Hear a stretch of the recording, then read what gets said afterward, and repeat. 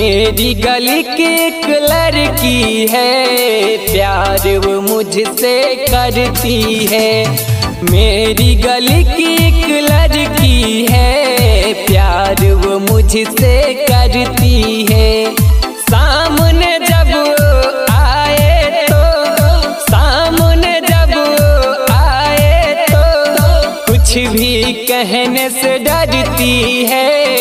मेरी गली की एक लड़की है, प्यार वो मुझसे करती है।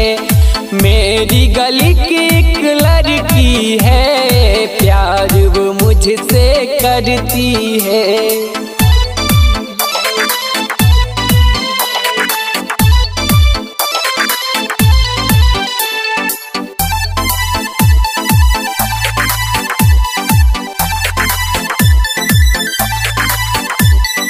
उसके कातिल नजरों ने घायल मुझे बनाया। तन्हा तन्हा रहता हूँ, ऐसा रोग लगाया।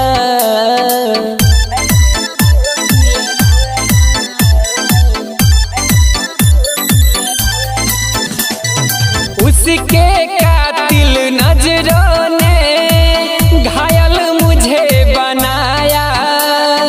तन्हा तन्हा रहता हूँ, ऐसा रोग लगाया। जब मैं उसको देखूं तो चुपके से आहें भरती है। जब मैं उसको देखूं तो चुपके से आहें भरती है।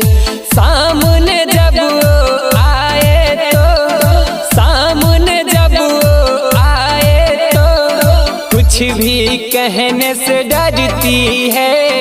मेरी गली की एक लड़की है, प्यार वो मुझसे करती है। मेरी गली की एक लड़की है, प्यार वो मुझसे करती है।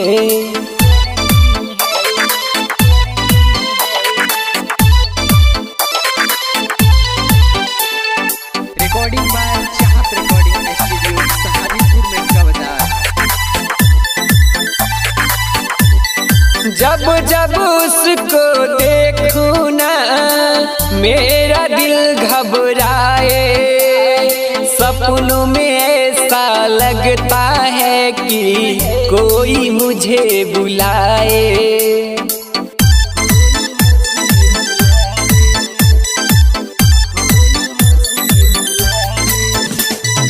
जब जब उसको देखूं ना मेरा दिल घबराए। सपनों में ऐसा लगता है कि कोई मुझे बुलाए। पवन राजा सच सच कहता हूँ, दिल से मुझ पे मरती है। संजू राजा सच सच कहता हूँ, दिल से मुझ पे मरती है। सामने जब आए तो, सामने जब आए तो कुछ भी कहने से डरती है। मेरी गली की एक लड़की है, प्यार वो मुझसे करती है। मेरी गली की एक लड़की है, प्यार वो मुझसे करती है।